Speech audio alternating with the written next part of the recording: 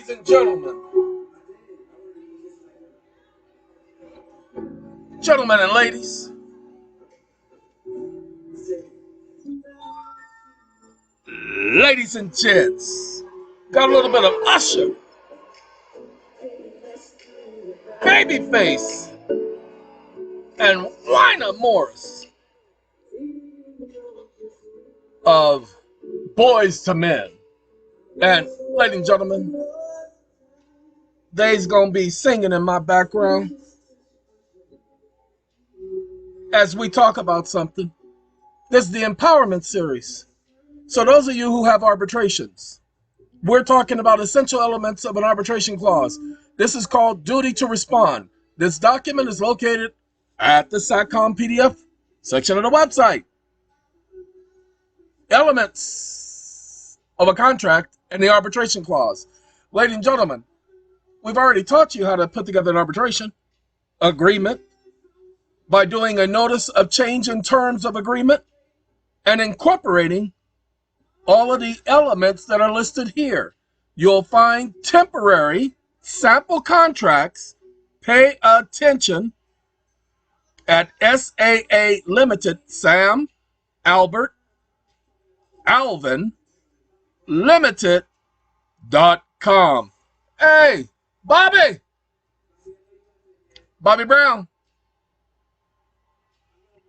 Okay, ladies and gentlemen,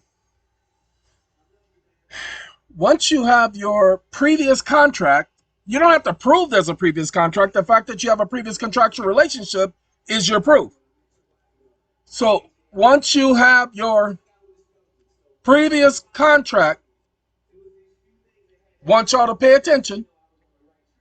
The only thing you have to do is take one of those agreements, polish it up to fit your situation, and just send it out because it has all of these other elements already included. Okay, these are elements of a contract. There you go. Now I want y'all to pay attention to this. These are by her failure to respond to the moving party's argument in support of her dispositive motion. That's why we've added the interrogatories in the original notice and suit. Because if they don't respond to the interrogatories is interrogation. That's why you do interrogatories. So you're interrogating them. Okay? And they have to respond under oath. That's why you got to make sure your questions are poignant. Okay?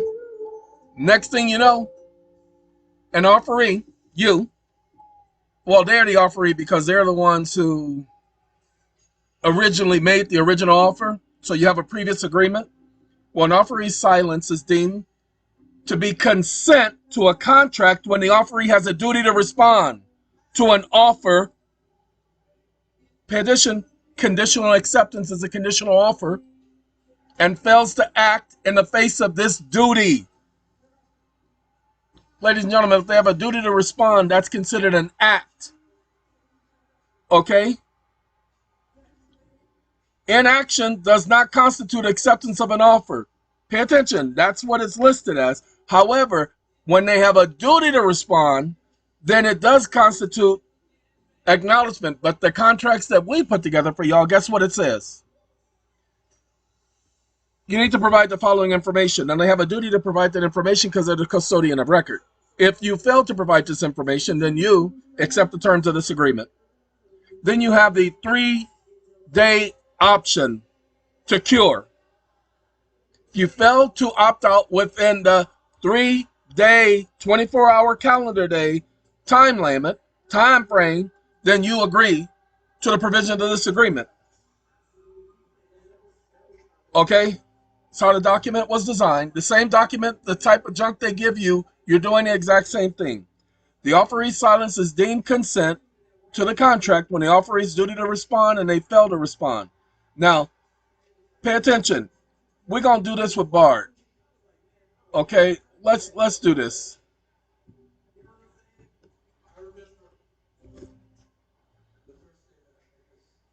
Yeah, let's do this.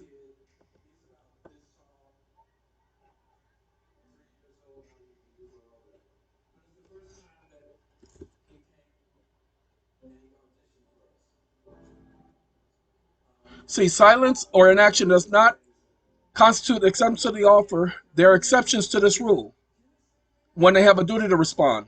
That's the exception to the rule. See, mere silence, they don't have a right to respond to you just because you say you better respond to me.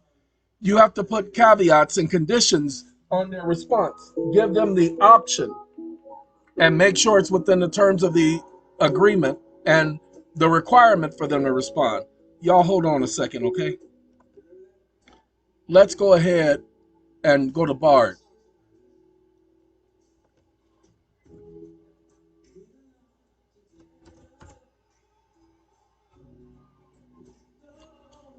Oh, I'm sorry. I'm not connected to the internet. I turned off the Bluetooth. I'm on airplane mode. Y'all see that airplane right there? So we won't be able to do Bard because I'm not taking it off airplane mode. Okay, I'm doing some things in the background and I need it to be uninterrupted by Bard and his stupidity because he's stupid. Okay, so ladies and gentlemen, notice this one right here. Mere silence ordinarily does not amount to acquiescence or acceptance. However, if the relationship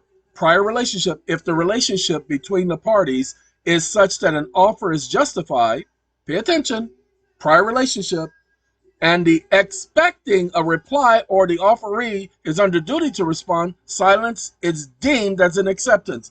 That's what y'all got to know. So you ain't got to prove your contract is valid. You just have to now go to small claims court and get the contract conditional acceptance deemed lawful. That's all you got to do. Now you can go get your, pay attention. Don't worry about the fact that a court has already said this or already said that. Get the contract valid under this right here, duty to respond. All right? Now, this is the shortest of all the videos in this series, but this is for you people who have arbitrations and somebody told you arbitration was bull and didn't add up to nothing. This is how you kick them in the head. Now, we've already talked about this, already did videos on this. Ladies and gentlemen, this is me reiterating the fact that we gave you the information you needed, gave you all the laws. We looked up the laws for you when we had access to casetext.com. And we have other sites that we can use, but I choose to use Bard for the time being. Hey, I'm going to let y'all go. Y'all have a coke and a smile. We'll see y'all the next time. Goodbye, everyone.